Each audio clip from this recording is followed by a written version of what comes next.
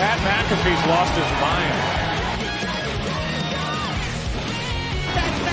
The Colts have the football. Jackson throws one over the intercepted. Marlon Jackson. Marlon got it. We're going to the Super Bowl. We're going to the Super Bowl. The rivalry is back on. Hey, what's up, everybody? Here we are for the show. This is our first actual titled episode. I went with BYOBS. Instead of Bring Your Own Beer, we went with Bring Your Own Bob Sanders. Probably every Colts favorite safety that we've ever had. So before we get started today with our 3-week series, we are going to do a few shout-outs. Our first shout-out is going to be with NFL Longest Yard. This is our 32-team group. That is our sister group, more like our mother group, right? We're kind of branched off from them. So if you like to talk football without the trash talk, NFL Longest Yard is the place to go. We're also going to give a shout out here to Sports Fanatics. Sports Fanatics is a page just like For the Shoe, except they do every sport. They do NFL, baseball, hockey, NASCAR, a whole lot of other sports that I don't fully understand. So if you like to get news updates from sports, go ahead and follow Sports Fanatics. Also, DNR Breaks. DNR Breaks is our sponsor for this episode, and for the next 3 episodes, they will be sponsoring our episodes. So if you like to collect sports memorabilia and you like to have a little fun and some anxiety while trying to collect that memorabilia, go ahead and join DNR Breaks. Matt Myers is hot on fire right now with some of the stuff he's pulling out of these boxes, man. I can't even tell you. I love that group. It's family oriented, man. I've been in that group for 3 years, collecting everything I collect out of that group, minus some stuff that I've bought outright. All right, so here we are. I'm here with Rob, Andy, Trev, and we have Zach as our guest today. If you are in For the Shoe group, you know Zach. He's posting every day. So we were pretty excited to bring him on today. He's very knowledgeable when it comes to the Colts. So we're really excited to have him here. So today is the start of our roster breaks, or our roster cuts, my bad. First up, we are going to do a nice shout out to Mr. Ruggles Sr. Oh, yeah. He wants I wouldn't to say call him happy senior. birthday. Yeah, it's his birthday today.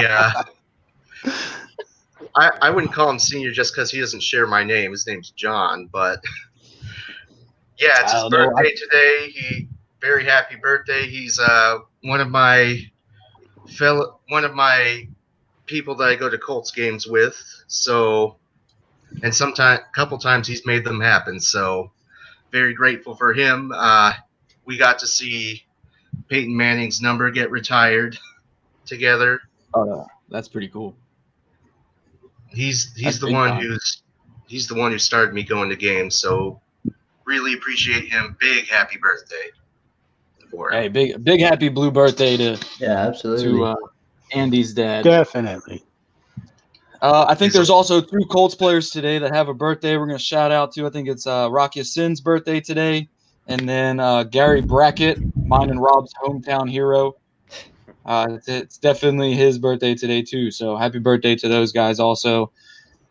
All right, so before we get started on these breaks, there's something Trev brought to our attention today that we decided we were going to discuss. So there's a new proposal for the onside kick. As far as I'm tracking, it's either the traditional onside kick or it's going to be a 4th and 15 from the own 25. I want to know what you guys think before I throw my idea out. So, Trev, I know you had some thoughts on it. Go ahead, Trev. What's your idea on this? Yeah, so I was actually looking into this a little bit earlier today. Apparently, there is not like you could pick one or the other in game. They're going to decide on one, and that'll be like the rule across the board for every team. So, like, if they do convert to this, onside kicks will be out of the window. Nobody will be able to do them anymore. But the interesting thing is teams won't be able to just abuse this if it does switch to this new tactic. For instance, like the Kansas City Chiefs are like teams that have dynamic offenses that can just, throw forever. They won't be able to just, rack possession after possession abusing this power, they would only get like 2 per game. And ideally, if you had that, you would save 1 for the end of the game because you never know what happens. My biggest problem with this, though, is why are we trying to make it easier for teams to come back? Like, if you're down, there's probably a reason you're down, you know?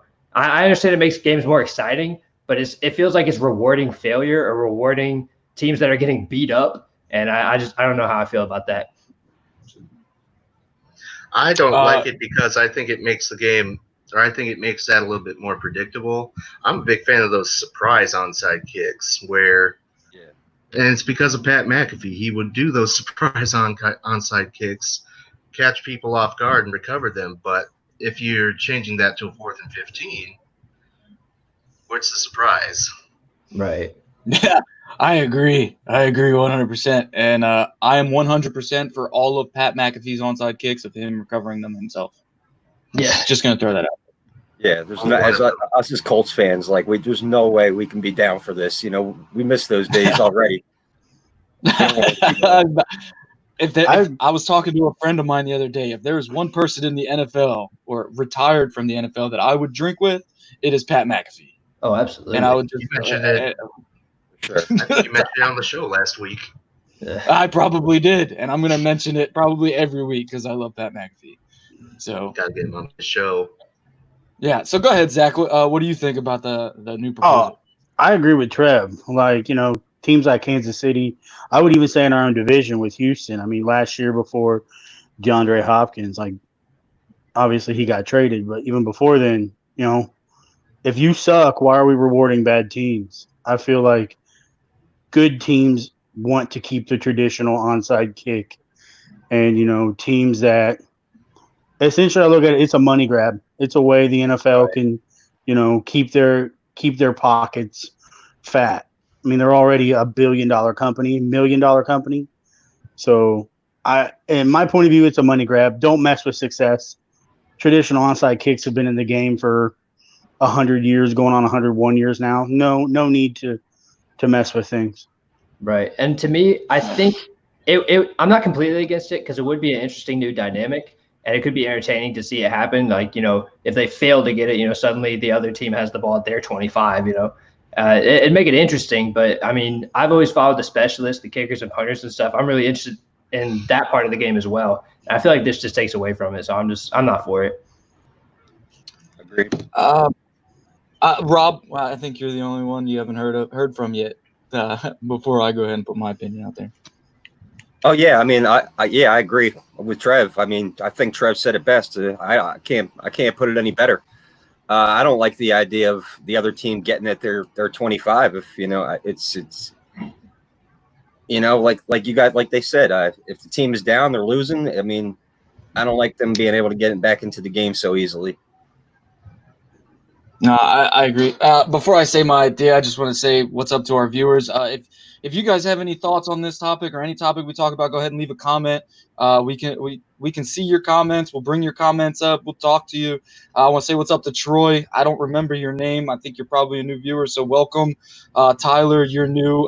We traded the OBJ and the Earl Campbell jersey, so thanks for watching. And Ashley is our regular.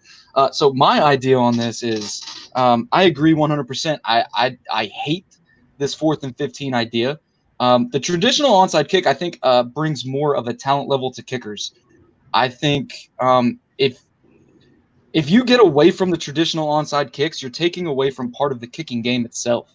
And I think like Pat McAfee, man, that dude was a stellar when it came to fake punts and onside kicks. You would never know what's coming. So if you have some of these kickers that are really good at kicking onside kicks, why would you take that away from them? Right? They don't get time to shine all the time. And not all of them are outstanding at kicking onside kicks. You've seen some of these onside kicks, you know, they're straight line duds. And then you get these kickers that are really good at kicking it at the perfect spot of the ball. And that thing's bouncing 10, 15 yards. And you have that gunner on the edge who gets it. So I think the onside kick is more – the traditional onside kick is going to be more exciting than a team going for it from their own 15 at the 4th and 15, 4th and 15, or from their own 25 as a 4th and 15. I don't like it. Right. And if the NFL's intent was to make it easier for teams to come back from being down, they kind of shot themselves in the foot here by making those rules, in years prior where, you have to have guys so far off the line and they have to wait until a certain point before they can go up.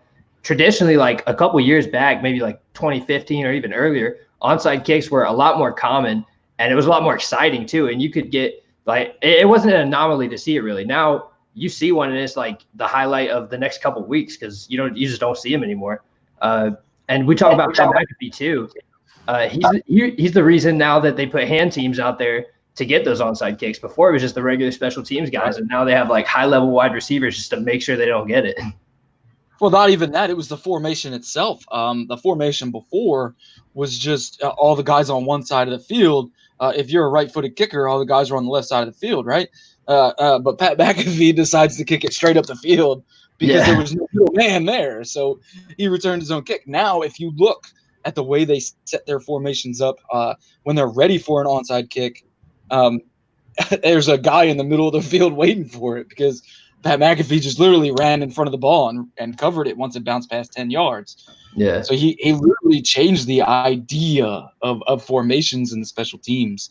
And just like Craig Wiley said, man, that there will never be another Pat McAfee. Absolutely. Honestly, never. I think who's the guy that played for the Raiders? I think he's over in Denver now or somewhere. Yes. I think he was the closest to it. Yeah, I think he was the closest to it, but I don't think he's getting anywhere near it now. I don't think he's even in the league anymore. He's not in the league anymore. He was just in the XFL. I don't know. I know he had some issues in Denver, and then I haven't seen him since. But I don't like taking away the onside kick. I don't even like the new special teams to begin with. I don't like the fact that these guys have to stand there and wait for the ball to be kicked before they run. If anybody's ever played football and played on the special teams, especially the kickoff team, I never played on the kick return, but I played on the kickoff team. And that was one of my favorite things to be a part of. When you're running full speed and you have it timed perfectly, that ball is kicked, man, you're ready to just level somebody. You take that away. I just think special teams are so boring now. Right. You know? If they take away the game too soft. Making the game way too soft. Yep. I get it. They want to prevent injuries, but you're taking away from the excitement. Yeah. You know? And the injuries are still happening. Right. Right. And so, I mean, you have more non-contact injuries than you do contact injuries anymore anyway. Right. And that's because of the field itself. Get rid of that turf and go back to that old school grass. You'll have less injuries. You know, stop taking away from the contact of the game and get rid of the field you're playing on. It's as simple as that. You know? Right. And as far as this proposal goes, I think ultimately I appreciate the NFL trying to be innovative, but this just isn't it for me. I don't like a lot of the rule changes, man. I don't like the pass interference reviews. Yeah. I hate reviews to begin with. You know, you're stripping the referees of authority on the field. You know, you ever try to referee a game that's got these dudes running 30 miles an hour down the field? Right. These guys aren't going to see everything. You know, so when we give them a hard time because we see it on a TV screen, it's a little different. But when those dudes are running with them, it's hard to see this stuff, and they're adding all these reviews to the game. I don't like a lot of these rule changes, to be honest. So I'm gonna disagree on the rules, on the reviews that they bring to the game, just because, yes, it does happen fast and in a hurry. So yeah, they're gonna miss something. But when you have that instant replay option, that makes it so that there's less margin for error. And I feel like you take away the ref's authority, yes, but it seems like they're making some pretty questionable calls as it is, even real time. So no, I get that, but the only reason they changed the pass interference review was because of that Saints game and Rams where they didn't make the Super Bowl. It's disgusting. Which to me that shouldn't have even had to have been reviewed. Yeah, that for was real. just a horrible missed call. Most of these times, these calls aren't getting overturned anyway. Last season, most of this, I think it was over 90% of the calls didn't get overturned either way. And for me, I agree with Andy. Honestly, I'd rather, even if it makes the game take a little bit longer, I'd rather try to get it right. You know what I mean? Yeah, me too. It's too much on the line. You're 100%, Rob. But I also think that was kind of rigged, though, because refs didn't want that to become a trend specifically going forward in the league, because I feel like there was a Colts play, I think it was versus Houston Texans actually, where you could see, I think it was T.Y. downfield got held, and the DB was all over him, and they still said no pass interference because they didn't want that to become a trend. So the whole issue with it. Go ahead. Oh, you're fine, Trev. Go ahead. So the whole issue with it is that these reviews are getting called and then they're getting sent up to the head ref, and he's not going to undermine his own guys. So he's just going to go with what they said originally, but now we can see that they're wrong. So it really doesn't change anything. It just makes us more disgusted with it because now we see it plainly. Right. I love that. And the only thing I think I hate, so I agree 100%. I think the real reason I hate reviews is that it allows fans to just make excuses. To a point, okay, that pass interference in the Rams and Saints game, if that was called, it could have changed a lot, right? But how much do we think it could have really changed? Would the Saints have still won the game? Or would the Saints have won the game? Or would the Rams still have won the game? You never know, right? So we're allowing reviews to change the aspect of the game, or allowing fans to think that if that penalty was called, the overall outcome of the game would be different. But shouldn't it though? Shouldn't it though? If the game was correctly called. Saints for a first and goal, though. Well, my thing is so even if it's a first and goal, that's fine, but you still don't have 100% chance that you're getting in the end.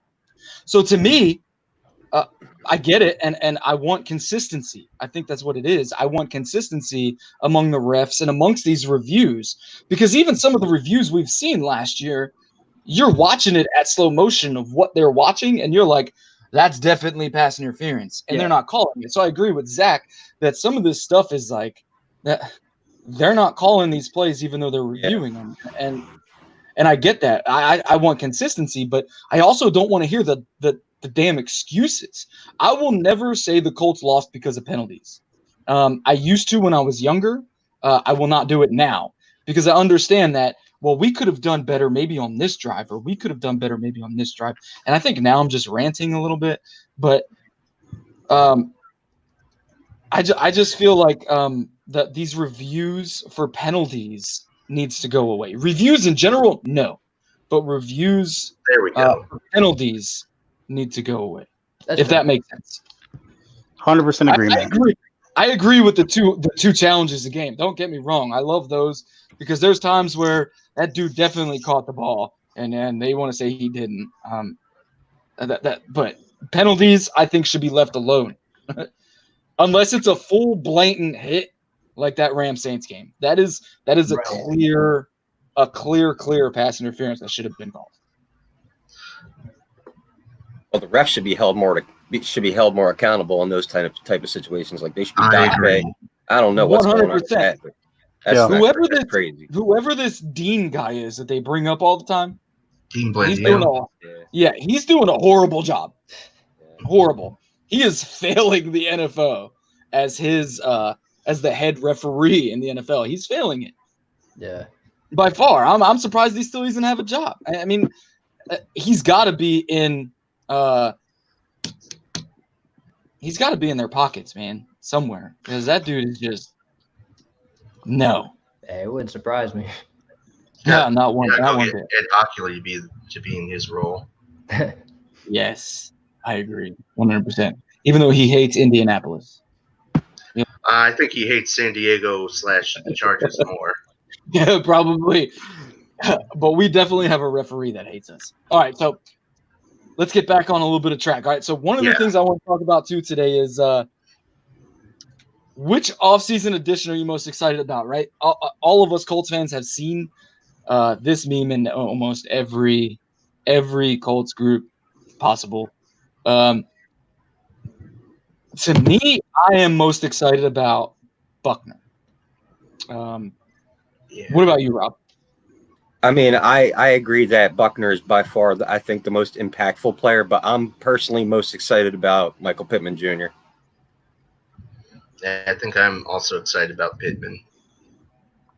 I think he's the future. I think he's the real deal. He's a pro. He's not a project in my mind, even though he hasn't hit his ceiling yet. I'm not saying that, but he's ready to go. Like, I think with Rivers, it's going to work. I see Zach. Zach, I see you. I feel like wide receivers are like with Reggie Wayne, even with Paris Campbell, even with Marvin Harrison. They're a 2-year deal. That first year, I wouldn't expect Jack from Michael Pittman. Year two, I'd be all about it. A successful year for Michael Pittman for me is like 500 yards and 6 TDs. I will be completely happy with 500 yards and 6 TDs. Fine with it. From Michael Pittman. I mean, so I want to agree. The rookie wide receivers scare me. As much as I want to be excited about Michael Pittman, I was excited about Paris Campbell also. I was also excited about Philip Dorsett because I watched what they did in college. And then they come into the NFL, and I'm like, oh, my God, they suck. So I want to be excited about Michael Pittman, and he's obviously on a different level than what Philip Dorsett was, because we all know about Philip Dorsett. I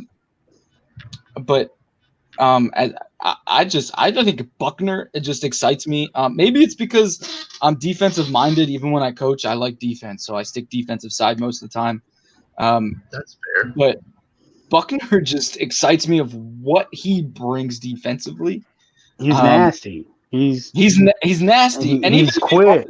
I mean, the thing that scares me is that he wasn't the best player on that defensive front in San Fran, but he will be the best defensive player on the front in Indy.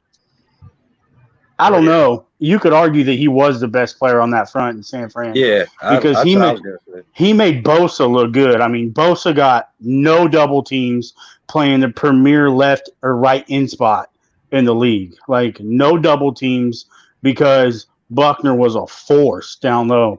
I mean, and then you had Solomon Thomas on the other side, who was essentially a D tackle playing left end. So, to me, I say Buckner, you're guaranteeing a double with Buckner. You have to. As a former offensive lineman who went up against 3 techniques all day, every day, like if he's a good 3 technique, he guaranteed double. Like, to me, Buckner is an impact maker day one. Like, Darius Leonard has been good. You put Buckner in front of Darius Leonard, in my opinion, you're probably going to see Darius Leonard have a breakout year. Absolutely. Yeah, and you know what I like about that? Rob has been quiet, so I'm going to say what Rob is thinking. He's been saying that for weeks. Me and Rob have talked about this, I don't know, on countless occasions, on the fact that Buckner is going to make Darius 10 times better. No, 10 times yes. better. Because you know what, Rob? Go ahead. I'm gonna let you say. Thank you. I want to say something so bad. He's gonna make everybody on the field better. Like, Buckner is gonna make all 10 other. You thought Justin Houston was good last year? Like, he is gonna be. He's gonna, like Zach said, like, Buckner is gonna command double team after double team. Buckner and Bannigu are gonna get off the edge more. Leonard is gonna do whatever the hell he wants. Like, it's gonna be great. I mean, my biggest concern is Xavier Rhodes, but either way, Buckner's gonna impact the secondary. Just by putting pressure up the middle, he's gonna collapse the pocket. He's gonna make the quarterback, bail out of the pocket, and Houston's gonna sack him. I love it. I love Buckner. So, like, the addition of him. He's gonna win. I say he wins more games for us than any other player we brought in, like, right now and in the future. He is the most, like, I think he wins us more games just by himself, single-handedly. And I agree too. And what you said about Xavier Rhodes, he's a question mark to me. I think Xavier Rhodes is going to look better than what he has. I think that whole defense in Minnesota has been a question mark. The offense has played well in Minnesota for the last couple of years. Kirk Cousins minus the first 5 games of last season, but I like Xavier Rhodes, always have. Troy here says that he's looking for Taylor behind that old line. And the reason I want to bring that one up is because I saw the other day someone say Marlon Mack is going to decrease in fantasy projections. And it was in an AFC South trash talk group. I'm in a couple of those. I can't disagree with that. And the reason I can't disagree with that is because of Jonathan Taylor. I even said to them, I said, look, I could see Marlon Mack decreasing in fantasy projections. The guy has never been projected high to begin with. He's had some games where he's played very well and he's gotten decent amount of points in fantasy, which fantasy to me I don't give a damn about what he does in fantasy football as long as he wins his games. But I am very, very excited to see what Taylor does behind our offensive line. There's a very bad taste in most people's mouths about Wisconsin running backs being overran in college. And then when they come to the NFL, they're not as great because they've got miles on them, you know. What do you think about that one, Zach? Personally, you know, I think Jonathan Taylor will be a back that is a home run hitter. It wouldn't surprise me to see him win Rookie of the Year. Honestly, I wouldn't be shocked. I saw a comparison to Saquon Barkley about Jonathan Taylor. I don't necessarily bite that because, you know, Saquon is incredible. He's Barry Sanders 2.0, in my opinion. I do think, you know, Jonathan Taylor will have a big impact for us. And by the end of the season, it would not surprise me to see Jonathan Taylor as a 3-down back and Marlon Mack completely fizzled out of the offense. Because if push comes to shove, if Phillip Rivers is clicking, you know, and we're getting 7 yards a pop, why pull a guy? Like, why have a guy come out of the game when the only time he's coming out of the game is for Nyheim Hines, who we won't even get into that. He's going to be special this year. Don't even get me going on the Nyheim Hines train. But I think before it's all said and done, I would love to see, you know, from like week 7 on, it's Jonathan Taylor's show and Max just living in it. That's just my personal opinion. See, I love that because I don't want to lose Marlon Mack. I think it's going to be a 1-2 punch. I do think that Jonathan Taylor's a 3-down back. I also think Marlon Mack has been a 3-down back. I think Nyheim Hines is going to excel this year. So, like you saying, I'm not going to get into that. I do agree. Nyheim Hines is going to be a monster, and Jonathan Taylor behind our offensive line is ridiculous. I think it scares me. To sit here as a Colts fan who has been spoiled. We have all been spoiled with quarterbacks. We're not so spoiled right now, right? We have Phillip Rivers, who's 38. Jacoby Brissett, who to me, I love to death, and so does Rob. And then we have Jacob Eason, who, again, I love to death. But our running game, I think, this year is what's most important. And with Ed, what Ed's saying here, which is why I brought it up, which I'm sorry, Andy, it's covering your face. I'm not. Don't worry about it. I don't control what it covers, man. I'm sorry. The defense, I think this defense is probably one of the best defenses we have had on paper right now since, I can remember.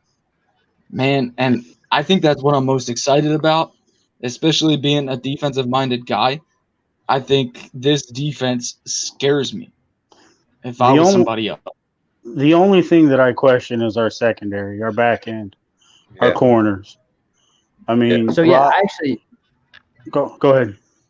Yeah, I actually want to speak to that. I think Buckner is the biggest impact to our defense by far because he's just going to open up the game for everyone. But I don't want us to sleep on Xavier Rhodes either. I think he provides just as much off the field as he will on. I think his leadership and just his experience is going to be invaluable to these young guys in the secondary that we have that are all coming into like their second, third, some their fourth year. Like they're really getting to a point where they understand the game and it's slowed down for them. And I think it's going to be a big year for them. I mean, guys like Mike Adams had a similar impact to our defense when they were around. Obviously, Xavier isn't quite as old as Pop was, but I think he'll have a similar impact to our defense. I think he'll be huge for guys like Rocky Sin and Kari Willis, just playing with him and learning from his experience. I think I'm not. Go ahead, Zach. Go ahead, Zach. Oh, I'm not sold on Xavier Rhodes. To me, he's one of the biggest offseason question marks. I mean, I took specific time to watch his tape. And, I mean, to me, the dude's toast. He's past his prime. So I look at it, this move was specifically done for a locker room veteran. I'm not a believer, and I'll say it all year I'll be Xavier Rhodes' biggest critic. I'll probably take heat for it. I don't care. I just didn't like the move. I thought there was, why sign a guy? I like the move with TJ Carey. That to me is a smart move because he can play and he didn't look awful on film. I just think Rhodes has lost a step. I think he's old. I think teams have figured him out, and he got a money grab. I think most of us agree with you. It was like earlier today we had a post in For the Shoe about unpopular opinion of keeping Marlon Mack. I'm not going to get into that, but you think your idea or your thought on Xavier Rhodes is an unpopular opinion, but I really don't think it is. Me and Rob and Trev and Andy have all questioned what Xavier Rhodes is going to actually bring. I think it would have been more beneficial for us to keep Desir than to sign Xavier Rhodes. Yeah, that's a bit of a head scratcher. Yeah, Desir was my guy. I don't know why we let him go. Right, but even a couple years ago, I would have questioned why did we let Darius or Butler go, right? And then Kenny Moore stepped into Butler's position, and Kenny Moore is probably my favorite defensive back at the moment. So yeah, I'm hoping Xavier Rhodes proves us all wrong, or that somebody beats him out during preseason. I think I like that his signing was cheap. Yeah, we're gonna just a 1 year deal. Right. Yeah, just watch him become Defensive Player of the Year. We're going to revisit this. Yeah. Yeah. Yeah, 100%. 100%. I'll say this. I don't think he's anywhere near the lockdown level that he used to be. But I think just the fact that he has played at that level will be beneficial to these young guys that we have. Sure. I agree. And just like Zach said, he's more of a locker room veteran. I think defensively, because we don't have many of those left. I mean, right, and it's important to have. Yeah. It is. I mean, we got Justin Houston and we have now Xavier Rhodes. Those are probably the two oldest guys we have on our defense. Darius Leonard is obviously the main leader of that defense because that dude is just, I mean, he's different. Well, here's my initial question with Rhodes. Are you going to actually play him outside versus, big, tall receivers, or are you going to bump him inside and have Kenny play outside? Because he cannot keep up on the outside. But we got that. But here's the thing: if you look at our defense, it's going to be mainly zone anyway. So if I'm Eberflus, right, what I'm doing is whatever side Rhodes is going to be on, Malik is going to be behind him. And with our defensive style, our defensive scheme is going to be based on two guys being on that outside, and I just foresee Malik having a breakout year, mainly because of Rhodes. And we play that Tampa 2, so that Tampa 2 doesn't count as Rhodes having to keep up with anybody. It just has him using his instincts in that zone, and he's not playing a normal cover 2, so he's not playing down in the flat. He's playing that 10-yard, 11-yard situation. And then Malik's behind him in that 2 deep. So given I this, think we're just, go ahead. I don't want to take Kenny out of the inside. I don't. That's where Kenny excels. I don't think I do. Right. And I don't want to put him on the outside where we haven't seen much of him. On the inside, that guy is a stud. He hasn't. Star there. He's one of the top slot corners in the league, and Right. I don't ever want to put him on the outside. Right. So I just don't see think him much as a Xavier scheme Rhodes- fit. I don't see him either, but I see with Malik being in a contract year and not getting that 5th-year option, I think that side of the field is going to be scary.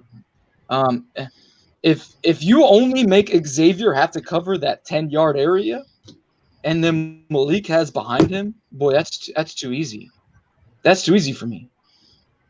Hopefully. I mean, we could play more man-to-man. I look at this move also possibly being Eberflus saying we had a lot of success playing man-to-man last year. Why not go get an aggressive man-to-man player? And then, like you said, put Hook over the top. And that way he's got safety help so teams just can't go deep on the old man. Right. I definitely agree with you on that too, because last year I think it was the Kansas City game, which showed that Eberflus was finally ready to move from that zone coverage and move to the man coverage, and all of us were mind blown. I remember going into that game, and I said, "We're probably going to lose this game." Right? I told my old lady, I said, "Look, we're going to lose this game, so be prepared. I'm not going to yell at this game. I'm just going to sit here and watch us lose." I was fully 100% prepared to lose that game against Kansas City, and I think we all were. everybody was so excited about the fact that Marlon Mack had a good game, and I get that. We ran the ball, cool. What I was more impressed with was that defense, and that was Eberflus switching the scheme from that zone coverage to the man coverage, which was crazy because we don't have fast corners. We don't have fast DBs at all. So to see what he did last year was I will never question Eberflus ever. Nope. So let's get to the roster, why don't we?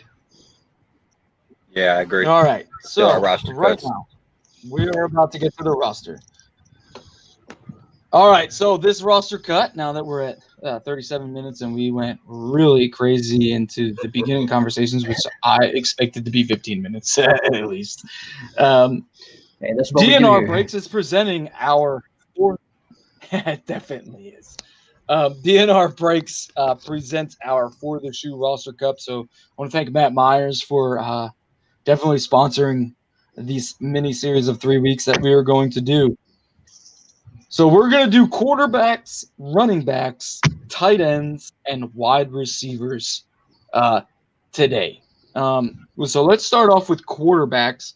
So we're going to cut our – so if you're a new viewer or you're just starting to watch, we're going to cut the Indianapolis Colts roster from 90 to 53.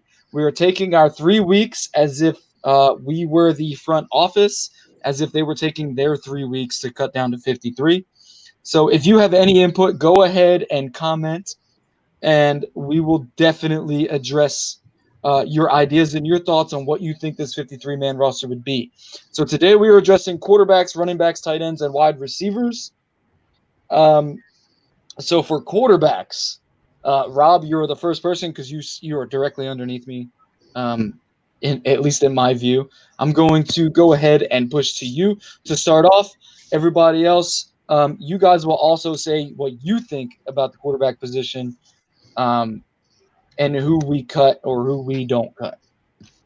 Yeah, I mean, as far as the quarterbacks go, I can only go from what I've heard Ballard say over the last few weeks since we drafted Eason. He said Rivers is the 1, Jacoby Brissett is the 2, and Eason and Chad Kelly are competing for the number 3 spot. So I was talking to Ashley, as you know, yesterday, and she brought up the fact that if we put Eason on the practice squad, he would be available to be picked up to another team. So it's probably a good point. Probably can't put him on the practice squad.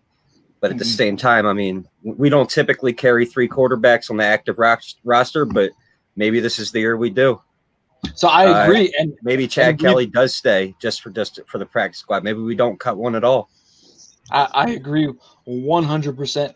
And it's funny because the other day I was talking about ineligible and eligible, and I had to actually do my homework on what the two meant, and really both of them mean diddly squat. So as far as I'm tracking as the practice squad works, if a player gets cut to the practice squad, they can be signed by any practice or any team, but that team that signs them, they have to be on the 53-man roster, I believe, for at least a week before they get cut down to the practice squad. So I was completely wrong about how the ineligible and eligibility works. Ashley, I apologize, and I will speak to you after this on what I looked up. So, yeah, that definitely threw a thorn in what I wanted to do at the quarterback position. I really think all four quarterbacks stay. And I think this year, which is very rare for Indy, is that we do keep three quarterbacks on the active roster, and Chad Kelly will stay on the practice squad. What do you think, Zach? To me, Chad Kelly's cut. Like, odd man out. He's not even going to be a practice squad. I look at it like our team is too valuable. We have so much depth that why keep a developmental quarterback who probably won't ever see the field for us, even if it was on the roster. That extra practice squad.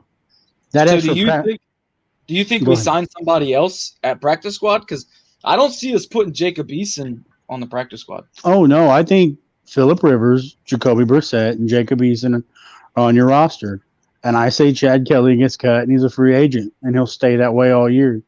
We don't even bring him back on the practice squad because our practice squads are going to be those. I think it's 10 players that you have are going to be too valuable, not to use it. Either O-line depth, a developmental corner, somebody who's more, at least to me, someone who's more valuable than a fourth quarterback who's already been in the league 3 years. I feel like by year 3, you can either play or you can't. Right, and here's my question. So I wasn't able to do my full homework. I'm not fully understand. Is it 10 or 9 on the practice squad? I'm pretty sure a couple years ago it was 9. Is it now 10? I'm almost positive it's 10. I know it'll be 14 in 2021. They're going to move it up to 14. Yeah. Right. Which makes more sense. But okay, what about you, Trev? What do you think? Yeah, so I actually I didn't actually know that part about only having so many people. I originally had Chad Kelly on the practice squad, but I actually agree with Zach. If we only have so many spots, I just get him out of here. The only part I differ in you guys is I still think / hope that we trade Jacoby at the trade deadline. And I know not everybody likes that. I don't personally really like it either, but I'd rather get something back for him than just let him walk at the end. But I know we've had that discussion like so many times. If people want to hear our debate on that, that was a previous episode. But that's where I'm at with the quarterbacks. You mean previous? Right. It was back there at some point. Yeah. So before we get into this, Wayne said PS is going to 12. We'll probably check that later on, but I appreciate you coming out here and commenting, Wayne. We could probably have a full debate on whether we should keep Jacoby or not, so we won't get into that today. Go ahead, Andy. Yeah, I just double checked. Actually, from what I can see, practice squad's actually 10, but I'm seeing 10. Yeah. Okay. With the exception of, I guess, the Ravens, because they participate in some international programs, so they get one international guy. But so we could get in on that. Just saying. But as far as the quarterbacks go, I think I'm gonna agree with just about everybody else. Say Rivers, Brissett, Eason make the team. Chad Kelly is just cut. I personally, and maybe I'm just blind here, but I have never understood the hype for Chad Kelly. I agree 100%. I don't get it. So, and it's funny we all agree too, because most of the people that just want to love Chad Kelly is because of the fact that his dad is Jim Kelly, and that means absolutely nothing to me. It's actually quite a bit of people who like Ole Miss. It's like Archie Manning. Peyton outdid Archie Manning, and Peyton was the best Manning to play football in the NFL. So I don't care about who your father is or who you're related to. We had Carter Yep. on our team at one point, and he was absolutely nothing. He plays in the CFL. So I think most of you get hyped on. You say that, but Marvin Harrison Jr. is going to college, I think, at Ohio State in the next couple of years. So he'll suck. Buckeyes are trash. Hey, that's fine. That means absolutely nothing to me because, I mean, it does because it's Marvin Harrison, but until he proves that he is who his dad is, then I really don't care. I think there's only two families so far that have proven that it's in their DNA, and that's the Watt family and the Bosa family. Other than that, there's the Matthews brothers. Yeah, you're right. There's a bunch of them. Right. There's been a whole ton of Matthews in the league. There's probably a bunch of them, but Clay might be right third now, generation. I think you're right, Andy. Clay was better in the movie Pitch Perfect than he was on the football field. Easy. He's old now. He was good for about 3 years. All right, let's move to running backs before we get a little crazy. All right, so we got Marlon Mack, Jonathan Taylor, Nyheim Hines, Jordan Wilkins, Jonathan Williams, Bruce Anderson the third. I think Jonathan Williams stays. Obviously, we're going to keep Marlon Mack, Jonathan Taylor, and Nyheim Hines. So it's more between Wilkins, Williams, and Anderson. Jonathan Williams is a free agent, so he's not even signed to the Colts. He's not even on our 90-man roster, I'm pretty sure, at this moment. He is.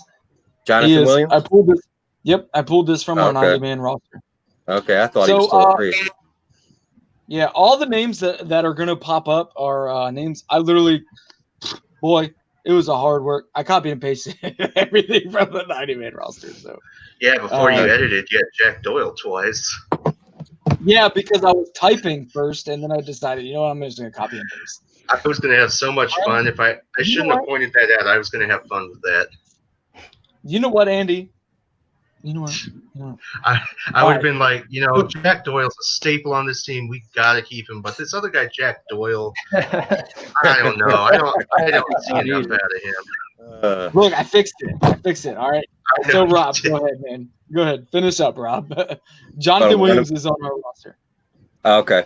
So you want me to start on the running backs or what? Mm-hmm. Okay. I mean, obviously, Mack and Taylor aren't going anywhere this year. I mean, I think they split the ball. I mean, I know Zach said earlier that he would like to see Taylor guy be the primary back by the end of the season, but I don't see that as being the best option because I don't expect. I mean, I expect a lot from Taylor. He could be the rookie of the year. I agree with that part, but he could also benefit a lot from Marlon Mack, especially just like because he's had so much wear and tear, I guess, in his college career.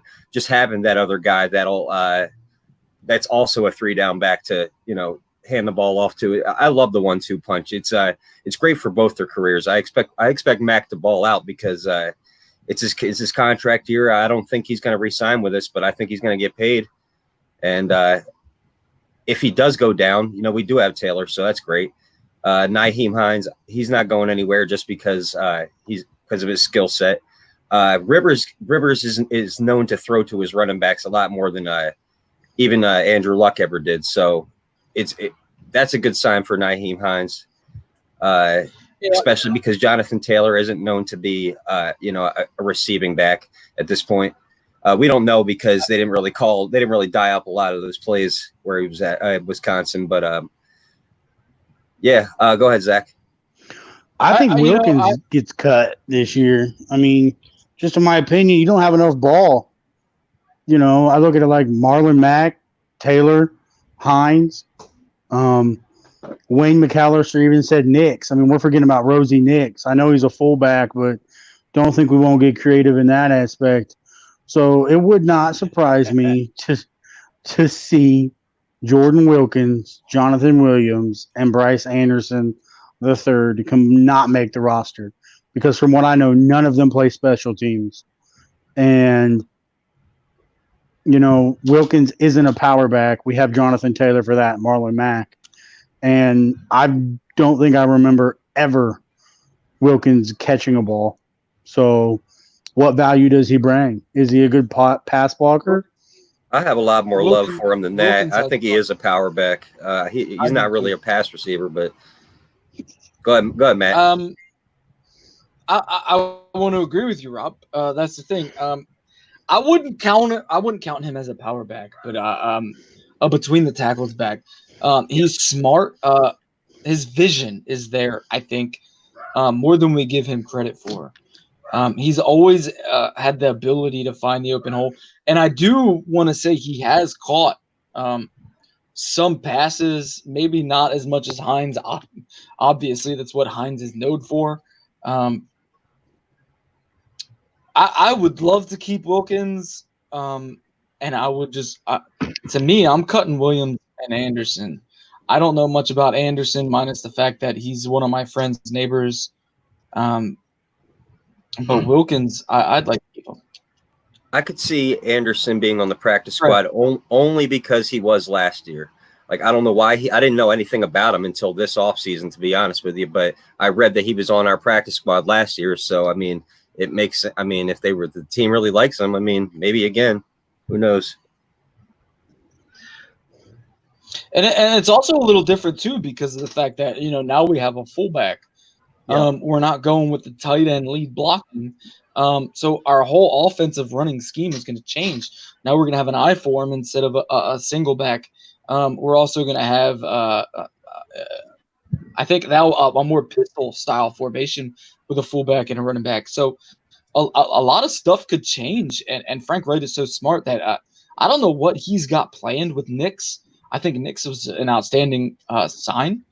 So I do want to keep Wilkins, but Jonathan Williams, I think, is gone, and Bruce Anderson, I think, is gone. Trev, what do you think about running backs? Yeah, so I think Mack and Taylor make a great 1-2 punch, obviously. Hines is going to be similar to what Austin Eckler does for the Chargers for us. So I'm excited about that. I do think we keep Wilkins because I don't know if we typically carry 4 halfbacks, but I want to. I want 4 on the roster for sure. Especially if someone goes down, you got to have someone come in and take those reps. So I would keep Wilkins. And then between Williams and Anderson, I want one of them on the practice squad. I don't care which one, but I like just having both of them in Indianapolis just in case. Like, I don't want to completely get rid of either of those guys. I want to say one thing about Nix, though. Nix is like a very interesting signing. Like, I don't think any of us expected us to sign a fullback, but like you got to imagine we were already going to have a great running game. You can imagine Nix as the lead blocker, like for Taylor or Mack, and in front of our line. Like, that's even more protection. That is crazy. Oh, I'm super excited about the addition of Nix. Yeah. Oh man, me too, dude. And what I like about it is everyone's going to focus on the run game. You put Nix in front of Mack and Taylor, and it changes everything. I'm Andy, what do you think? I mean, I would like to see Wilkins stay, which does again put us at the 4 running backs. I'm not as big on Bruce Anderson just because he's an unknown to me, and I would be fine with having Jonathan Williams on the practice squad. That's going to be all I'm going to say really about that because we're already almost at the hour mark. Right, and just like Jeffrey said, he loves Bruce Anderson, and him and I were talking the other day about Bruce Anderson, and I told him it's unfortunate that Bruce Anderson is in such a deep room as we have right now, a running back. Maybe if Jonathan Taylor wasn't drafted by us, maybe he might have a chance to beat out Jonathan Williams or Jordan Wilkins. So that is one of the things that I think goes against Bruce Anderson. I don't know much about him besides what we have seen in preseason, which I watch sometimes. I don't watch all the time. So, yeah.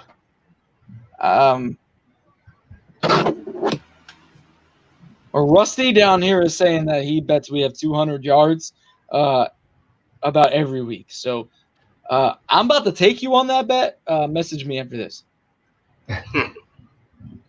I'd love to see it, but I'm going to have to see it to believe it. Yeah. All right. So out of running backs, are we cutting anybody? I could see us cutting either of the last two, Jonathan Williams or Yeah. Bruce Anderson. I think it's going to be like I said, like one of them's going to end up practice squad, the other guy's gone. I don't know which one, but as far as Williams and Anderson, they're the odd guys out in my opinion. Okay, so we're cutting Jonathan or Williams and Anderson, huh? Now, All I right. do believe We'll go if with we cut them, at least one of them is going to make a team somewhere. Oh yeah. Right. So not even that. One of them could make our practice squad. Simple as that. Which, like you guys said, Bruce could definitely make our practice squad because he's been there. So Yeah, we just let's have a move on crowded to room. tight end. Yeah, we definitely do. We definitely do. And there's some of our rooms that are very crowded. Let's go with tight ends. We got Jack Doyle, Mo Alley Cox, Ian Bunting, Trey Burton, Farron Green, Xavier Grimble, and Matt Langle. What do you think, Zach? Tight end, I think it's going to be your big three. Really make the impact on the field with being Jack Doyle, Mo Alley, and Trey Burton. Yeah. A surprise candidate who might make the roster, depending, but I definitely see us making the practice squad is Xavier Grimble.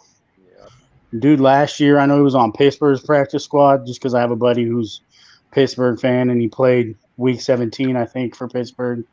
He had a huge game. So, I mean, I fully Go ahead. I fully expect, that's my four. Those are the guys I see on the roster. That makes the most sense in my opinion. Farrod Green, Ian Bunting, and Matt Langle, I know nothing about. Yeah. I think, That's I sad think as I'm going ever. to jump Trev and say I agree with just about everything Zach said. I made a little 53 man of my own yesterday, and I had this very same thing that Zach had. I had obviously Jack Doyle, Mo Alley Cox, and Trey Burton being the 1, 2, and 3. They're pretty obvious in their order. But I also had Xavier Grimble making the practice squad. He's definitely a great guy for us as an undrafted free agent. But as well, I don't know anything about the other three. Yeah. So my only difference. So My only difference was Go ahead, I Trey. put Ian Bunting on the practice squad because I don't know anything about all four of those guys outside of Jack, Mo, and Trey. I don't know anything about these guys, but I looked at Ian Bunting. He's like 6'7", so I was like, what the hell? He could say. Like, that was my only difference. Yeah. So what I looked at was Jack Doyle and Mo Alley Cox, obviously being on the starting roster, and along with Trey Burton. I didn't know much about everyone else. Ian Bunting, Farron Green, Xavier Grimble, and Matt Langle. I don't know really anything about them. Me either. I've heard of Grimble's name, but that's about it. I haven't heard of any of their name, minus the time of me typing their name in to the tight end position. Which it seems that, even Wayne agrees with us, Doyle, Alley, and Burton. It's so easy. So who is it we're putting on the practice squad? To me, I'm going to go with the guy who's in Pitt and probably Xavier Gimble. Yeah, that's fair. So we're all in agreement that Green, Gimble, and Langle are most likely cut and one of them making the practice squad. Yeah. All right, let's move to wide receivers. The meat. We got T.Y. This is going to be the fun part, all right? And I'm going to start this one off because there is one person on this practice or on this group of chart that I have never heard of until we started this podcast, and he has even played in a game for us. I'm cutting Ashton Doolin. Get him out of here. Doolin is done. He's Sucks. done. I'm cutting him. Yeah. All right, so go ahead, Zach. I've already cut Ashton Doolin. It is now your turn. So before we get started, how many people are we anticipating? I guess since there's so many wide receivers, what is kind of an estimate of how many we anticipate keeping on the roster? Usually it's like 6 to 7, I want to say. 6 to 7. Okay, I thought of it more of like a 5 to 6, but if it's 6 to 7, that gives me an idea of what decisions I'm going to be making. I think. All right, I'll give you a top 6 just because I feel like these 6 are the most likely probably going to make the roster, and then I'll give you 2 more who I think will make the practice squad. Ty is a roster. Paris Campbell's a roster guy. Pittman Jr. is a roster guy. Zach Pascal's a roster guy. I believe Fountain makes the roster. I also believe Patman makes the roster. I'll disagree with you on Ashton Dolan. I say he makes a practice squad, but he also could make the roster because he's very good on special teams. And then Malik Henry, he played games, I think, for us last year. Or Marcus Johnson. No, we'll go Marcus Johnson. He played games for us last year, and he's consistent. And, we haven't had much consistency at the wide receiver position. So, that's got to count for something, in my opinion. So, those are the guys I'll roster. I agree with you. Maybe Doolin gets signed as a special teams guy, but the other thing is that even if we're cutting them here, we still got the whole practice squad to build, because if they're cut off the 53, they still make the practice squad type thing. Cool. Is Chester Rogers a free agent right now? Yeah. Chester Rogers is gone. Yes. Okay. He is cool. a free agent at the That's moment. cool. He had posted on Instagram that he is on to move to the next. No one has signed him. So Marcus Johnson was who we signed, which is, remember, we were talking about that before. I was confused. Yeah. I remember hearing Chester Rogers more than Marcus Johnson. Everyone else disagreed with me. That's fine. I like when people disagree with me. It's more fun. So even Zach disagreeing with me with the Ashton Doolin. So Ashton Doolin, if you want to know a story, I didn't know Ashton Doolin until 3 or 4 weeks ago. Into this show, someone said something about an Ashton Doolin, and I said, "Who the heck is that guy?" And they were like, "Oh, he played in a few games." I was like, "What?" Yeah. So I didn't know who he was, and I still don't. And so if he's cut or not, it doesn't hurt my feelings. So let's go with Trev. Who do you think is getting cut? Yeah, so it's like a chopping block with our receivers, but I think it's easier who's not getting cut. I keep Ty, obviously. Campbell, I still got hope for him. I keep him around. Pittman, obviously, he's not going anywhere. Pascal deserves to stay, obviously. I think I like what I've seen in college from Patman. I'd like to give him a shot on the roster. So I think that's 6 guys, right? That's 5 guys. And then I'd give that last spot probably to Marcus Johnson just because we re-signed him. That shows me like they probably have something for him. So it's probably between Marcus Johnson and Doris Fountain for that last spot. Everybody else, man, Rodney Adams, never heard of him. DeMichael Harris, Malik Henry, Artavis Scott, Chad Williams. I haven't even heard of these guys. I know you said Malik Henry had played for us before. I have to look into that. I didn't know. I've never even heard of those guys. I think he played a down or two. Yeah. So maybe some of these guys end up on the practice squad if they've been around for a while, like Henry and Doolin. But yeah, outside of that, like top 5 or 6, I think all of these guys are pretty expendable in my opinion. So to me, I agree. I think you had your numbers a little messed up, but Ty, Campbell, Pittman, Pascal, and Patman, I think they make the roster. There's a lot of high hopes about Patman, and I've seen a little bit about him. I think he could make the roster. I think the competition is between Patman, Johnson, and Fountain. I think this is his year to make the roster, to be honest. So, but the only question is Johnson. Did we officially cut Deion Kane? What happened to him? He's a Steeler. Okay. I'm pretty sure he signed with the Steelers last year. Oh, I completely missed that. Yeah, he did. The season. Yeah. So I want to say that Fountain makes it this year. And Johnson, to me, has to make it because why would we re-sign him just to keep him on the practice squad? So to me, I think our wide receiver room looks like Ty, Campbell, Pittman, Pascal, Patman, Johnson, and Fountain. And I think the rest of the guys are gone, to be honest. I agree. I've never even heard of Malik Henry. Malik Yeah. Henry was on our practice squad last year. That's what I was about to say. I think, I mean, if anybody is going to stay, I mean, it makes sense. He was on our practice squad. I'd never heard of him either. It's another one of those guys that was on our practice squad I've never heard of, but maybe. But I mean, I agree. Some of these dudes are gonna make our practice squad, but like making our 53, I don't know. Yeah, obviously not. Right. Yeah, I mean, Yeah, I think the top 6 is pretty clear. Yeah, For sure. me too. Darius Fountain had multiple times in actual games over some of the dudes that have played in practice squad. So he's got more playing time actively than, Malik Henry, DeMichael Harris, Rodney Adams, Artavis Scott, and Chad Williams. So I think Fountain is the favorite to make that 6th spot if we keep 6 wide receivers on their on our roster. Yeah, and looking at my list, I'd put Chad Williams as a possible practice squad guy just because he's bigger. I think he's like 6'3" or something. I know Rivers prefers bigger receivers, so he might be like a practice squad guy. One of these guys, I think it was DeMichael Harris, but one of these guys is like shorter than me. So I'm like, I don't think you're making it, dude.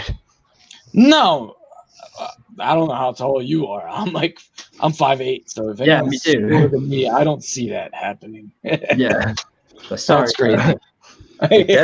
Desmond Patman is huge. I really, I mean, I don't like. I think he's really raw, but Desmond Patman is huge, and he has a lot of ability to make big plays just based on his size.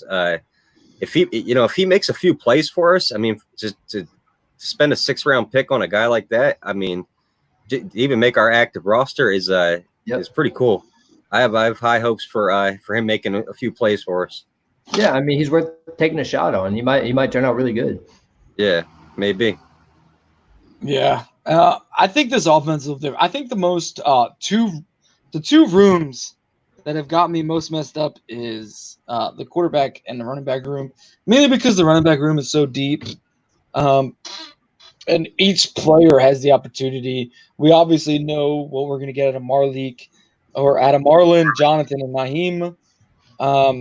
And then out of wide receivers, T.Y. Parise, Michael Pittman, and Zach Pascal. I think the QB room to me is more of a head scratcher. I'm still not big on the Phillip Rivers signing. Right. I think this QB room would make more sense if it was just JB, Eason, and Kelly. Part of me feels like after the draft of Jacob Eason that Phillip Rivers was more of a panic type signing, which I don't like to say that because I want to disagree that we are panicking at the QB position. But I feel like it really like they're locked in on Rivers. Like they want him to play more than 1 year if possible. Yeah, I read that article that the Colts released earlier, or even saw Frank's Reich press conference where he believes the Rivers Colts thing will be, a multiple year, marriage. And I believe the only reason why he was really brought in is because his system familiarity, that to me, that's why he's here. He understands Reich's system. Reich and him have a great rapport, and he has an arm to threaten the defense and at least look deep. Because Jacoby never did that last year. I got it. So and we talk about that a lot too. Go ahead, Rob. Yeah, Rivers. Hey, I'll be right back. I hope the best for him. He might not be done. I'm sure he will have a better season than he did last year. We have such a better offensive line and talent and defense. I think he fits. I think what Zach said is perfect. Like he's in here because of familiarity. Sorry. If he takes us to the playoffs, then I won't be disappointed. But I've watched this guy my entire life, 17 years now. He's never made it to the big game when he's had some great talent and some great coaching around him at times. And I just doubt it. It really bothers me because Andrew Luck retired when we didn't put the right talent around him while he was young and healthy. and now we have so much great talent around Rivers that is young and healthy, and I don't really believe in Rivers. So it's kind of a kick in the teeth when I think that if Andrew Luck was still here, we'd be a favorite to go to the Super Bowl. Oh, yeah. Right. No doubt. And I agree with Rob. My issue is that I'm stuck in the middle.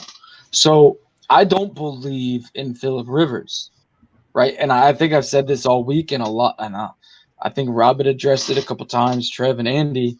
I've said it in other Colts groups and For the Shoe and NFL Longest Yard. I don't think the Colts live or die with Phillip Rivers. I think he's too old to say that we live or die with that guy. I mean, I'm looking at more of a Denver Broncos Super Bowl with Peyton Manning. I mean, Peyton Manning, he did not play well that year at all, let alone the Super Bowl. And his defense had led him to that Super Bowl and that Super Bowl win. So to me, the Phillip Rivers signing still to me makes no sense. Even if I'm thinking it's like that year of the Denver Broncos, because Jacoby Brissett could totally do it. I like Jacoby, and I even almost wore his jersey today, but I decided on TY. But it's just, man, this Phillip Rivers signing is like a stab in the ribs. You know, you just don't know what to do with it. And it's funny too. We come back to it week after week. Ultimately, like we probably will until the season hits and we can actually see, what happens. But it really was like an in the moment decision that just didn't seem to fit with the vision that we've been building. Right. And it's like every one of us Colts fans. Every one of us Colts fans are so excited about the running backs and the offensive line and the defense, and we're all like, nobody's talking Super Bowl though. You know what I mean? Because we all know what's in our hearts. And like, it's funny because I sit in these AFC South trash talk groups and they're all like, "Oh, Colts fans thinks Phillip Rivers is the savior," and I'm like, "Bro, just stop it," because not one of us had said Phillip Rivers is the savior. Not one of us had said Phillip Rivers is going to take us to the Super Bowl. We signed Phillip Rivers because he's seen it all. He's been there. He's done that. He can read a defense. Right. Like you said with Manning. Manning won that Super Bowl because he put the Broncos in the right plays and offense and made shit happen on the ground. That is exactly. So you think Rivers can take us to a Super Bowl, Zach? Absolutely. You do? Okay. I do. I'm confident in that aspect because we have a ground game that's at least going to give us, we know, guaranteed 100 yards. Do I believe Phillip Rivers can make the right reads? Sure. Do I believe Phillip Rivers won't be forced to throw the ball deep? 100%. Why? Because you're going to have to walk 9 guys down in the box. And then what does Frank Reich do? Here's a slant pass underneath the TY. Here's a pass out of the backfield to Nyheim Hines. And teams are going to be scared of the run game, and it's going to open things up. And Phillip, being Phillip, won't have to do what he did in San Diego, which is play not leading in the fourth quarter and throw because his offensive line was shit. He's a Hall of Famer. I love what you say, Manning. Right? I mean, and that defense we had Von Miller and like. Go ahead, Matt. Sorry, I see you waiting at the teeth. Go ahead. Oh man, I'm so hyped because. Go ahead.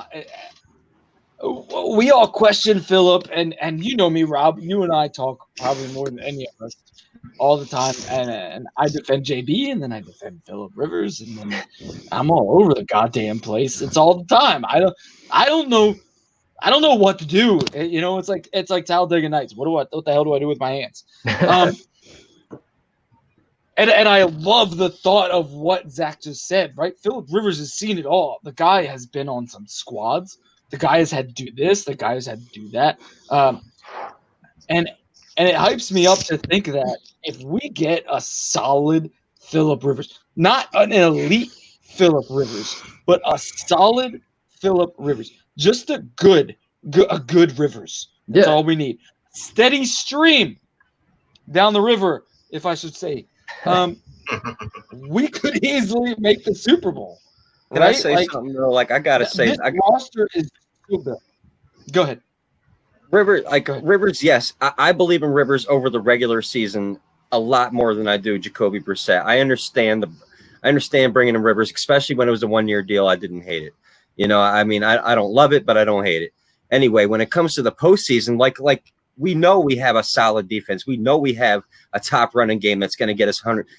We've seen a Jimmy Garoppolo take that kind of team to the Super Bowl last year. So, like I was saying earlier, I like Rivers' chances in the regular season better, but I've seen him fuck it up so bad sometimes. Like when he has such great teams, it's just hard for me to forget those times. And it only takes one time to get it right. That's all we're asking.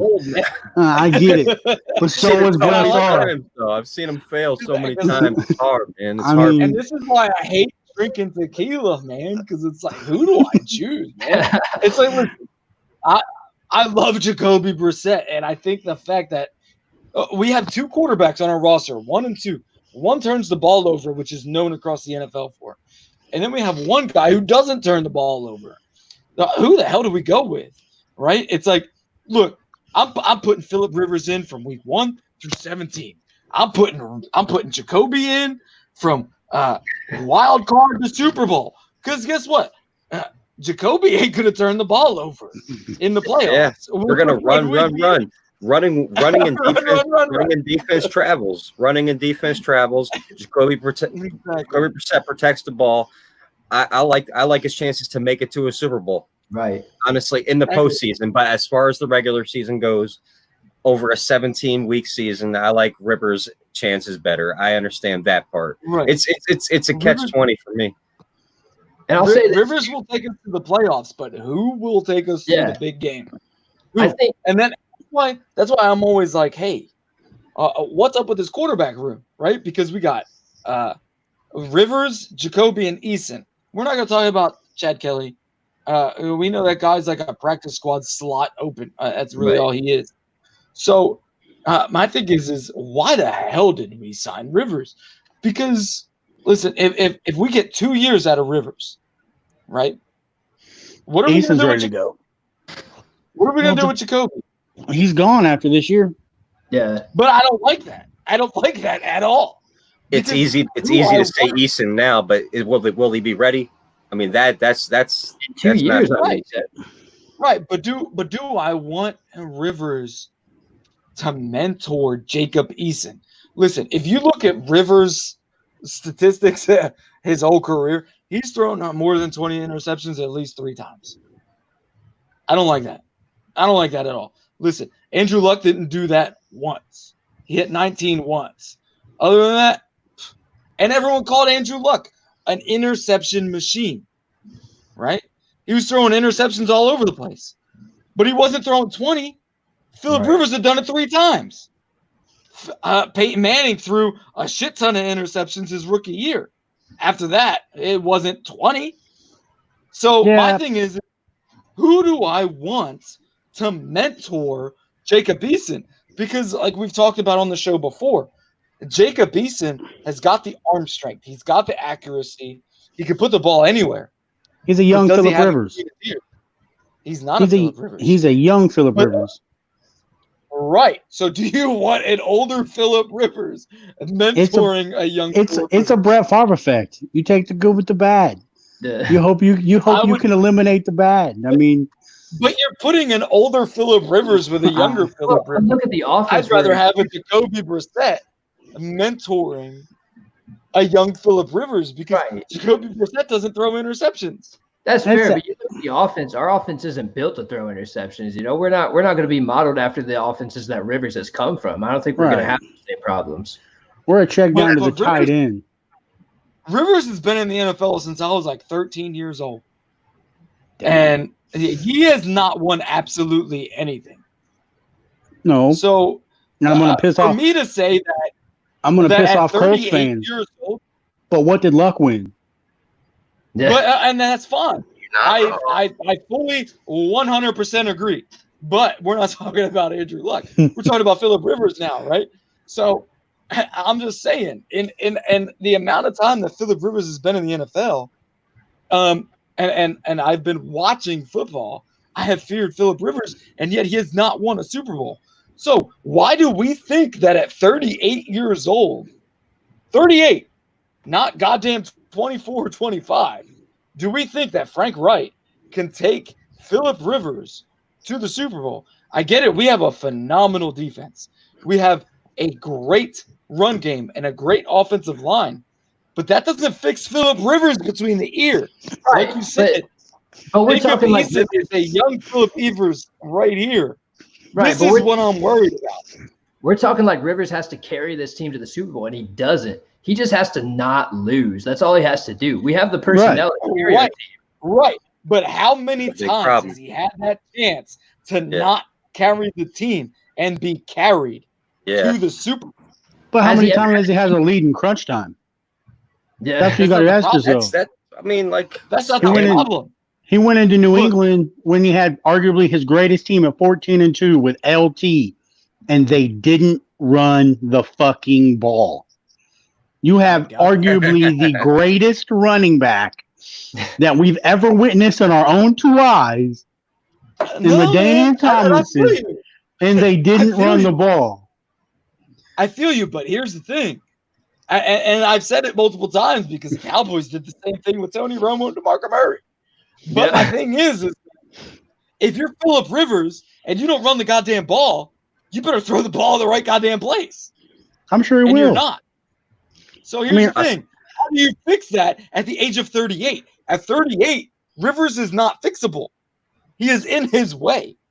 JB is still fixable. He's only like, 27? Yeah. I see Romulus Powell say he wants Rivers to teach Eason how to be a professional. And me and Matt were talking about this earlier. I was just saying that I think that the fact that we have Jacoby Brissett on the roster, even as a backup, is more valuable than even Rivers to Eason as a mentor, because Jacoby's going to have a lot of time on his hand. Jacoby has seen the field. He's shown that he gets along with the guys. I think that Jacoby Brissett can be a great influence on Jacob Eason. Oh, yeah. So I look forward to that. Those three guys being in the same locker room this year, I think that could be a great influence on a young guy like Eason. Yeah, I mean, by all accounts, Jacoby's like one of the best teammates to ever have in your room. So, yeah, no doubt about it. I mean, to go to your credit, Rob, the NFL just voted Brissett the best backup quarterback in the league again. I mean, so I think he's better than some starters, a couple starters. Yeah, right now. I mean, sure. I wouldn't have killed me to see JB start this season again at quarterback. Yeah. I mean, I think it's kind of like it for him if he didn't produce, though. Yeah, but he deserves that shot. You're right. At the same time, last year he had an injury and he never got to even finish a full season. Yeah, I wanted Jacoby over. I wanted Jacoby to start the season over Rivers. I understand the Rivers move now, especially when it was. I never thought it was going to be a 1-year deal. Once it was, I realized that the ceiling is higher with Rivers in the regular season. I question the postseason, which is really the ultimate goal when it comes to the amount of talent we have, the amount of young, healthy talent we have. I want us to go now because we have a real shot in every way around the quarterback position. By no means am I comparing, Phillip Rivers to Patrick Mahomes, because it's kind of like that Alex Smith, Patrick Mahomes situation that Kansas City had before Patrick Mahomes came in and, threw 50 touchdown passes. Right. I would love, for us to have that Alex Smith type quarterback this year. And then, we bring Eason on next year or even 2 years afterwards, and he go out and throw a bazillion yards and win a league MVP. Yeah. But that's not a reality. And I truly believe they only brought Rivers in because system familiarity and because he's seen every type of blitz from every formation, from every defensive coordinator possible. And in the NFL, knowledge is power. And I believe that, Rivers is also, yes, he's old. He's old as fuck by NFL terms. But I believe he's also crafty and he's also a gunslinger. So he's going to have some Brett Favre in him, and he's going to make plays. He's going to create plays simply because maybe not with his feet, but in the You made huddle. some great points. Honestly, you made some really great points about Rivers right now, and I'm starting to buy in a little bit just based off what you're saying because you're absolutely right. I mean, it's like it's like Rob, if you knew how to do your job at a Hall of Fame level and then your work hires somebody in to come and replace you and they do, but he doesn't do it nearly as well as you do. I did this in the kitchen, hiring dudes left and right and training them and finding ways to work efficiently. I truly believe that's all they're doing with Rivers. It's a 1 to 2 year deal. We just need you to be efficient enough until your replacement is 100% ready. And then when you're ready, go coach football in Alabama and we'll be just fine because we got our boy Eason. And we can train Eason to do everything you do except throw picks. Yeah. And I mean, I've told Rob multiple times I like Eason as our That- actual future. So to me, I I see think he's the Eason guy- and I see Drew Bledsoe. Like, that's exactly who I see with Jacob Eason, and I hate Patriot players, but like, Drew Bledsoe was one of my favorite quarterbacks as a young kid, simply because, yes, he was slower and shit, but he always made the right play. And that's what I believe the Colts are doing with Phillip, and Eason and Jacoby. They're taking the best of Jacoby and the best of Phillip Rivers, and they're going to try to turn Jacob Eason into that. Hey, I'll take that. Yeah, good point. Go ahead, Andy. I mean that makes sense. 100%. I don't know. I still don't like Phillip Rivers. I didn't like him when he beat us. This season. I don't know if I could wear the number 17 and think that this guy's going to take us to a Super Bowl. I can't even. You don't have to wear number 17. I can't educationally talk trash to somebody who brings up Phillip Rivers. I'm like, you're right. It's like I would prefer somebody to bring up Jacoby Brissett because I could be like, well, he threw about 20 less interceptions than your quarterback. Yeah. But when they're like, oh, well, your quarterback is Phillip Rivers, I'm like, yeah, well, he threw 20 interceptions. It don't make any sense to me. So I don't know, man. I like Frank Wright, and overall, Frank Wright could really make any quarterback look good. And I think last year, we just didn't give Jacoby Brissett enough credit. I think when he got hurt and then everyone else started to get hurt. Me and Rob had talked about this multiple times. What if we didn't take injuries in the wide receiver core last year? What if we weren't down to Ashton Doolin? Right? What would Jacoby have been able to do? What if Vinny didn't miss half his kicks? What if we didn't let up as many sacks as we did last year? And as everybody says, our offensive line was great, but right, third best in the league. Right, but in 2018, Andrew Luck was barely touched. So what if Jacoby Brissett was barely touched as much as Andrew Luck was in 2018? What if T.Y. Hilton didn't miss more than 2 games like he normally does a year? He takes a couple weeks off. Things like that, What if we didn't take as many injuries to the defensive backs? Hey, and Jameis Winston. What if Jameis Winston didn't light us up? Yeah, what if our franchise quarterback doesn't retire in the preseason, Well, I feel like that too. I feel like that was the big thing, Luck came out, had an incredible year. We're all expecting, another year with an improved defense, at least the AFC South Division title and a playoff appearance. Yeah. And then, Luck pulls what he does, and then they have that press conference, and Ballard said our expectations haven't changed. Well, we're fans, so if our GM says, expectations haven't changed, monkey see, monkey do. I believe that JB never got a fair shot. He never got a fair cut. Like he walked into a fucked up situation. Right. You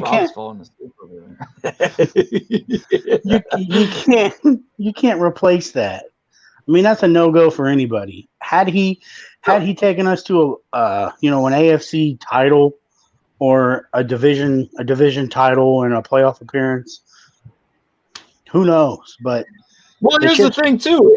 If you look at the beginning of our schedule last year to go 5-2 before half of our freaking roster decided to be injured, he took us 5-2. That roster, Right. that schedule was Tough games. rough. and was like top 2 in the league in touchdowns. Yep. That's what I'm saying. JB did not get enough credit, man. And a month ago, I would have been on a different stand. I would have been like, man, I'm glad we signed somebody else other than JB. And Rob over there decides to make me a smarter man and actually look at what JB had done. And when Andrew Luck retired, I don't look at it like he quit. I think he just he was beat up. But I instantly turned over to JB and I bought a Jacoby Brissett jersey. I was like, you know what? I have to support this guy. And I think JB was not given a proper, a real opportunity. He has never, as he's been wearing the horseshoe, he has never been given a full chance to start. When he first came over, he went 4-12. He just found out week 1 that he was goddamn starting in Indianapolis. And then a couple years later, they decided to tell him 2 weeks before the regular season, hey, man, you're the starter. So since when has JB had actually had a full offseason to prepare as the starter of the Indianapolis Colts? Never. Good point.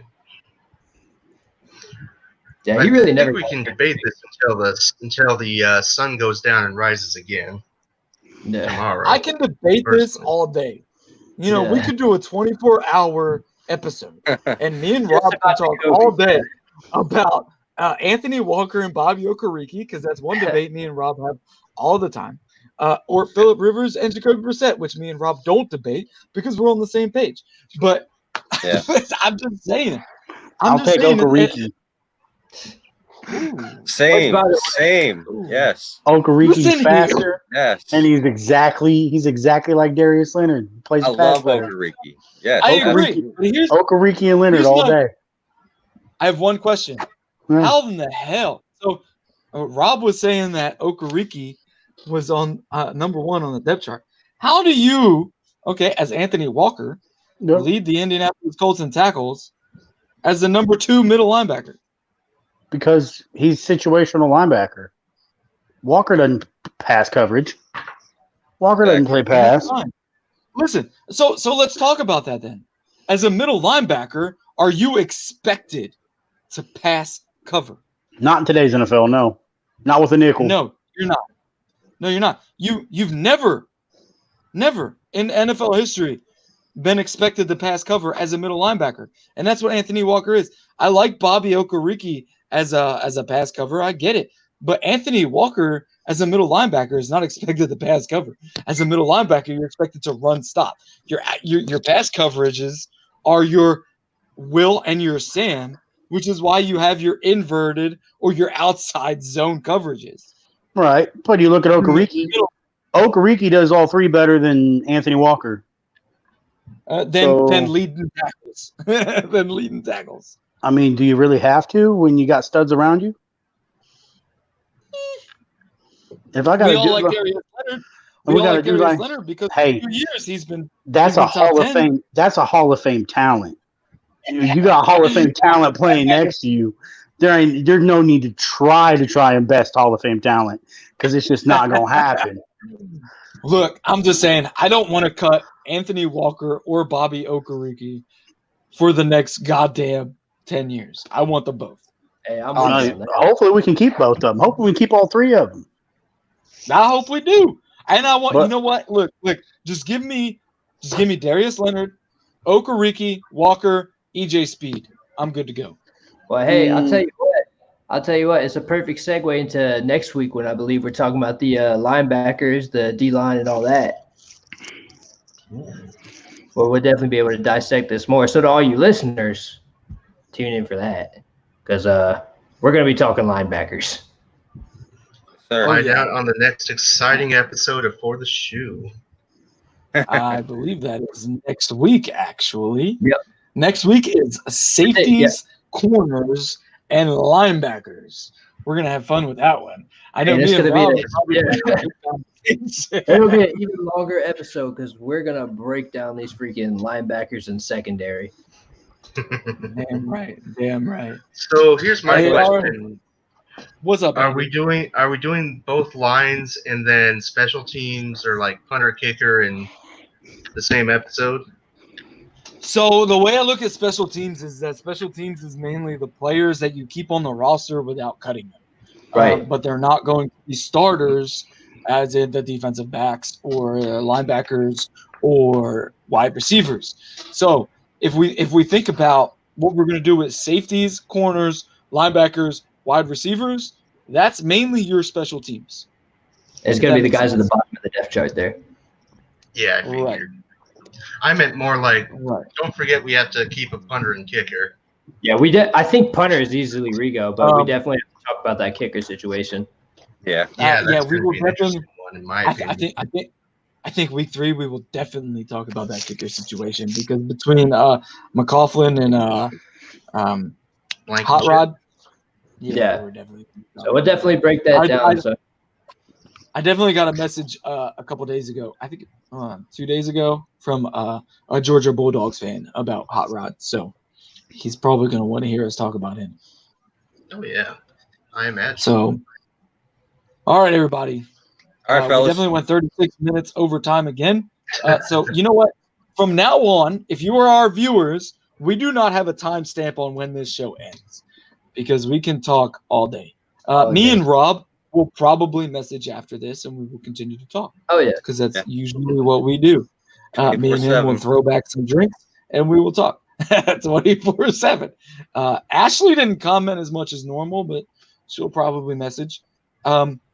So we appreciate all the views, all the shares. Last week we hit 3K views on our episode last week, so we want to appreciate everybody for what everyone has done with the sharing, the comment, the liking. I know everybody wants to see some more trivia, which will come after our mini series because even without trivia, we hit an hour and a half.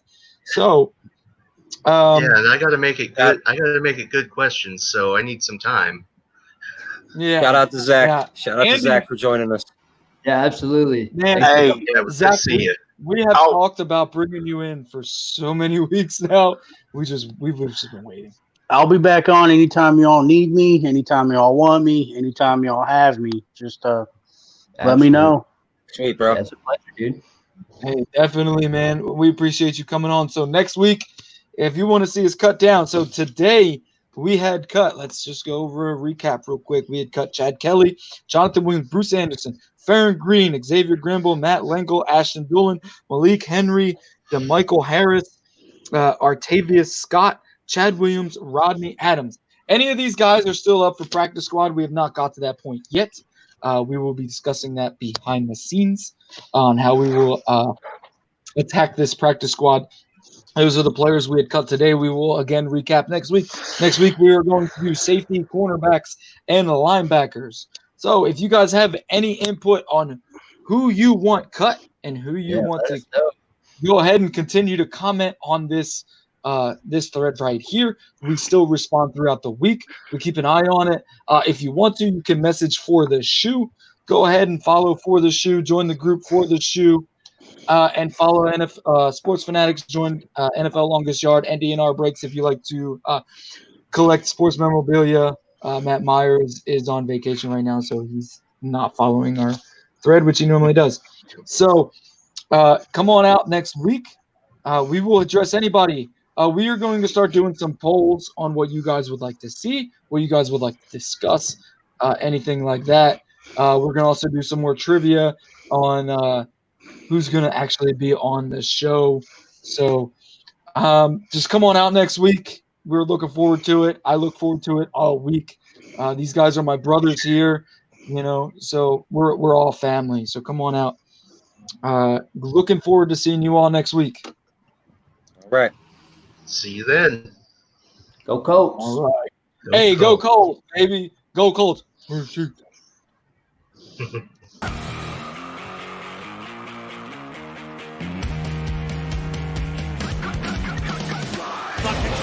And let's go! Ingram picked up the first and